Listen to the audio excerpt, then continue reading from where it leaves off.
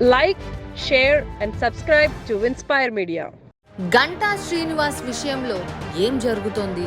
వైసీపీలోకి వెళ్లేందుకు సిద్ధపడి మరో కారణం చెప్పి రాజీనామా చేసి ఇప్పుడు మాజీ ఎమ్మెల్యేగా మిగిలిన గంటాను చంద్రబాబు ఎలా హ్యాండిల్ చేయబోతున్నాడు?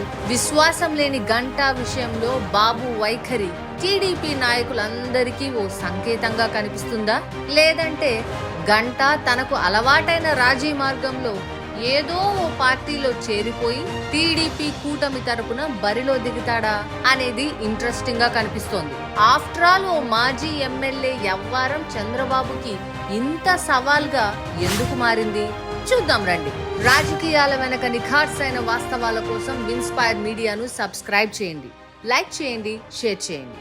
గంటా శ్రీనివాస్ కి పార్టీలు మారడం కొత్తేమి కాదు, నియోజకవర్గాలు మారడం కూడా కొత్త కానే కాదు. భీమిలి, అనకాపల్లి, చోడవరం, విశాఖ నార్త్ ఇలా పిల్లల్ని మార్చినట్టు చాలా చోట్ల పోటీ చేసిన చరిత్ర ఉంది. తిమ్మిని బమ్మిని చేసి గెలిచేస్తాడనే పేరు కూడా ఉంది. అందుకే ప్రకాశం జిల్లా వాడైనా కూడా ఉత్తరాంధ్రలో పాగా వేశాడు ఇన్నాళ్లు. ఇప్పుడు గంటాకు ఇదే వలస ఎత్తుగడతో చెక్ పెట్టాలన్నది చంద్రబాబు ఆలోచనగా కనిపిస్తోంది. గంటా వ్యవహారంలో చంద్రబాబు గట్టిగా నిలబడగలడా? అయితే చీపురుపల్లి లేదంటే లేదు అని తేల్చి చెప్పగలడా? అదే జరిగితే గంటా ఏం చేస్తాడు? జనసేనలో చేరిన చంద్రబాబును కాదని పవన్ సీటు ఇవ్వగలడా?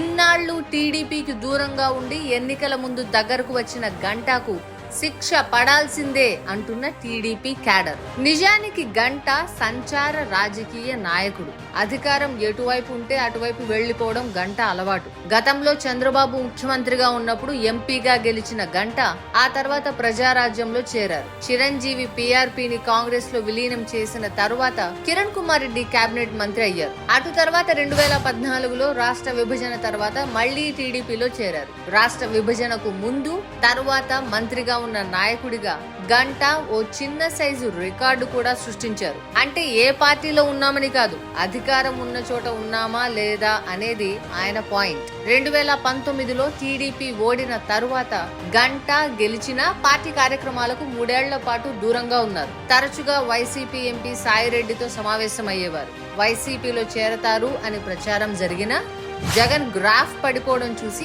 ఆలోచనలో పడ్డారు. విశాఖ ఉక్కు కోసం అంటూ అప్పుడెప్పుడో చేసిన రాజీనామాను మొన్నటికి మొన్న స్పీకర్ ఆమోదించారు. అంటే ఇప్పుడు గంటా విశాఖ నార్త్ ఎమ్మెల్యే కూడా కాదు, మాజీ ఎమ్మెల్యే. గంటా నియోజకవర్గం మార్చాలి అని చంద్రబాబు అనుకోవడం వెనక పెద్ద స్టోరీనే ఉంది. విశాఖ నార్త్ లో బీజేపీ నుంచి విష్ణుకుమార్ రాజు ఉన్నారు.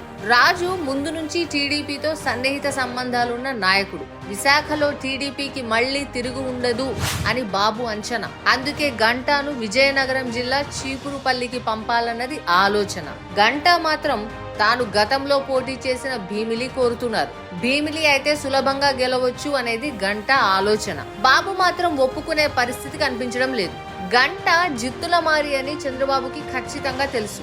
అందుకే చీపురుపల్లి వెళ్లమంటున్నారు. వైసీపీ మీద వ్యతిరేకత ఉంది కాబట్టి బొత్స మీద గెలిచి వస్తే ఓ సీటు గెలిచినట్టు, లేదంటే గంటా గొడవ వదిలిపోయినట్టు అనేది బాబు ఆలోచన.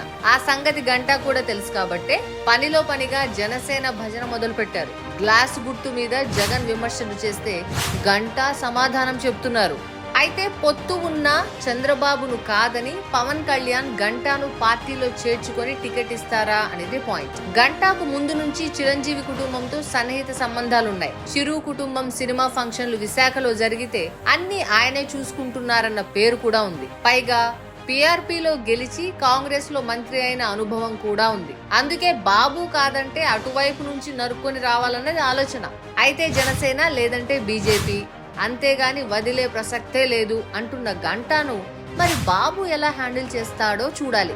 ఒక్కటి మాత్రం నిజం, గంటా లాంటి నాయకుల విషయంలో చంద్రబాబు ధోరణి ఎలా ఉంటుంది అనే దాన్ని బట్టి బాబు టఫ్ గా మారాడా, పాత ధోరణిలోనే మెతక రాజకీయాలు చేస్తున్నాడా అనే విషయం అర్థమైపోతుంది. మీరేమంటారు? మీ అభిప్రాయాన్ని కామెంట్ లో చెప్పండి. Like, share and subscribe to Inspire Media.